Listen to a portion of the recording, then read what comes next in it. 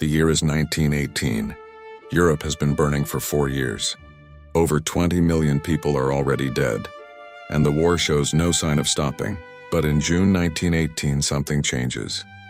The United States Marines arrive in France, and they are unlike anything the Germans have faced before. Thanks to letters, diaries, and testimonies left by the men who fought there, we know exactly what those days inside Belleau Wood looked and felt like. And what those men lived through was something most of us today wouldn't last an hour in. Today we take you inside the last day of Belleau Wood. This is what it felt like to be there. It's 4 a.m. You open your eyes to the smell of mud, gunpowder, and death. You are in Belleau Wood, and today is the last day. Around you, the forest is barely recognizable. 3 weeks of artillery and combat have turned Belleau Wood into something out of a nightmare. Rats move through the dark. The ground beneath you is cold and wet. Your uniform hasn't been dry in weeks. You reach into your jacket. The knife is still there, your father's knife. The one thing from home that made it this far with you. Around you, the men who are still alive are waking up. Fewer every morning, but the ones who remain, they don't flinch, neither do you. You've been in this forest for weeks. You've seen things no man should ever see, but you're still here. And today, it ends. The order comes before sunrise. One last push into the forest. Today the Marines take Belleau Wood, or die trying. You check your rifle, then check it again. Every Marine around you does the same. A silent ritual before battle. In your left pocket, 3 letters. 1 for Mary, 1 for your parents, 1 your little brother Tommy wrote himself, waiting for you back home. You haven't been able to send them. Not yet, but you will. That's not a hope, that's a promise. Around you, the forest is silent, but not the silence of peace. The silence of something about to break, then a whistle, and everything begins. You move fast and low. The forest closes around you like a trap, dark, dense, and full of things you can't see yet. Every step is a decision. Every shadow between the trees could be a German waiting to end it all with a single shot.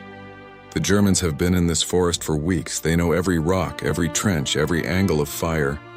You are on their ground, but you keep moving, because stopping means dying, and dying is not something you plan on doing today. Then the first shot rings out, then another, then the forest explodes. The noise is unlike anything you've ever heard. Artillery, rifles, men screaming in 2 languages. The forest is on fire. You move from cover to cover, tree stump to shell crater. Every inch of ground costs something, every second demands everything. A German soldier appears 10 feet away, no time to think.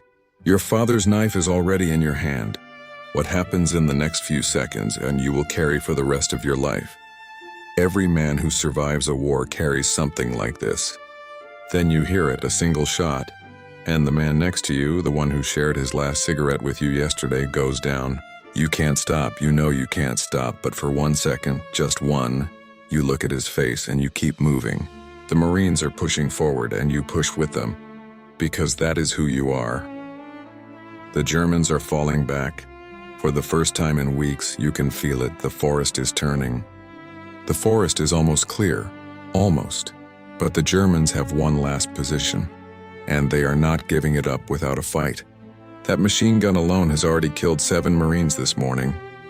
7 men who woke up next to you just hours ago. The order comes in low and fast. You and 4 other Marines will flank from the left, no artillery, no support, just you. You look at the 4 men beside you. Nobody speaks. Nobody needs to. You've been through enough together to know what this means. You move through the trees in silence, every step placed carefully, every breath controlled. The position is 30 feet away. 20 feet. The machine gun is still firing. You can feel the impact of each shot through the ground beneath your boots. 10 feet. You grip your rifle so hard your knuckles go white. Your father's knife presses against your side. You are ready. Then a German soldier turns, sees you, and the last fight for Belleau Wood begins. It is brutal. It is fast.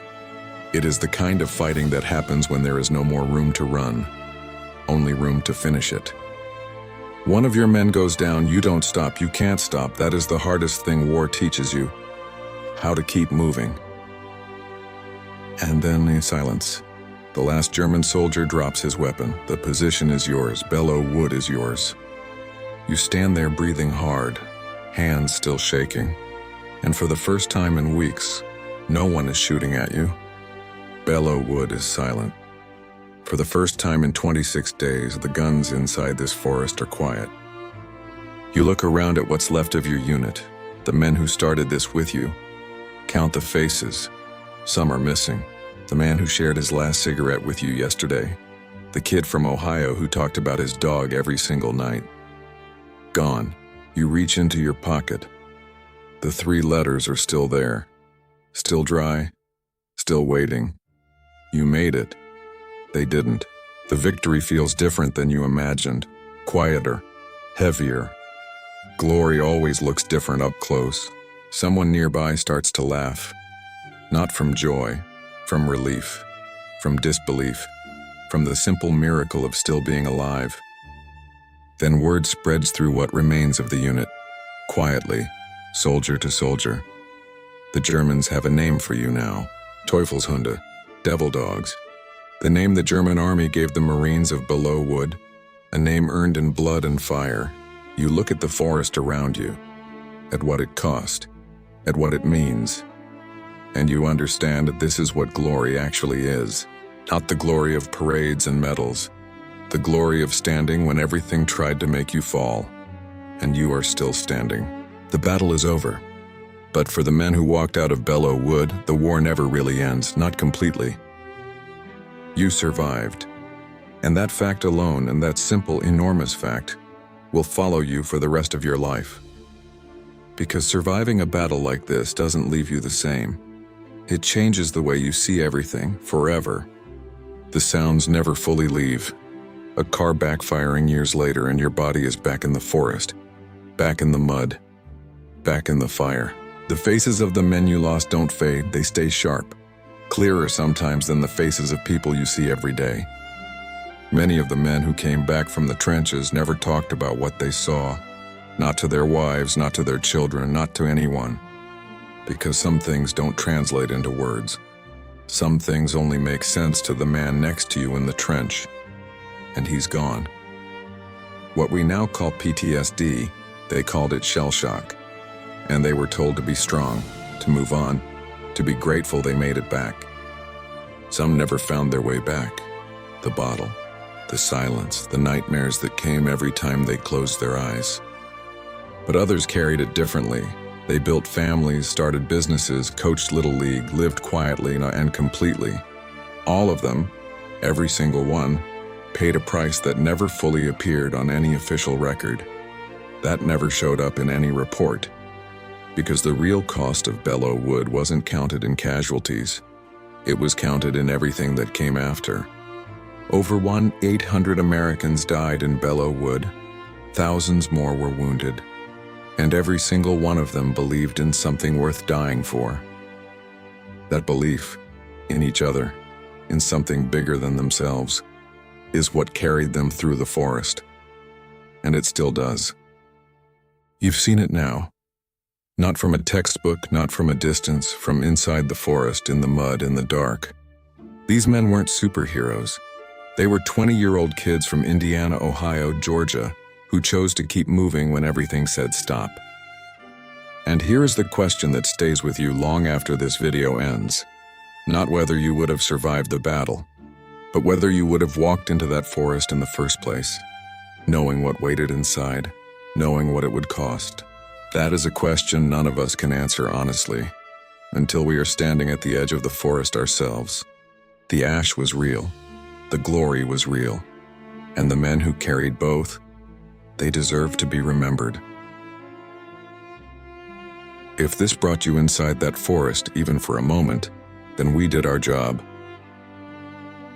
These stories deserve to be told, and there are many more waiting. Drop a comment. Which moment in history should we bring you to next?